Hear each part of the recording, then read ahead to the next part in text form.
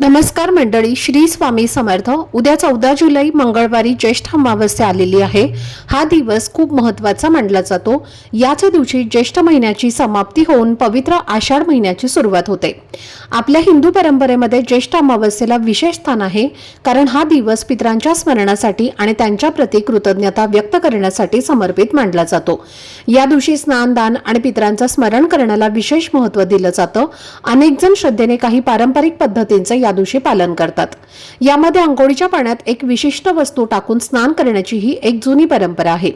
हा उपाय केल्यामुळे सकारात्मकता वाढते, मनाला शांतता मिळते आणि पूर्वजांचे आशीर्वाद मिळते। तर ही वस्तू नेमकी कोणती आहे आणि अंघोळीच्या पाण्यात कशी टाकायची आणि स्नानाची योग्य वेळ कोणती आहे आणि हा उपाय नेमका कोणत्या पद्धतीने करायचा याची संपूर्ण माहिती मी एका सविस्तर मोठ्या व्हिडिओमध्ये दिलेली आहे। तो व्हिडिओ पाहण्यासाठी या व्हिडिओच्या खाली जो छोटासा त्रिकोण दिसत आहे त्यावर क्लिक करा, म्हणजे संपूर्ण माहिती तुम्हाला मिळेल। धन्यवाद। श्री स्वामी समर्थ।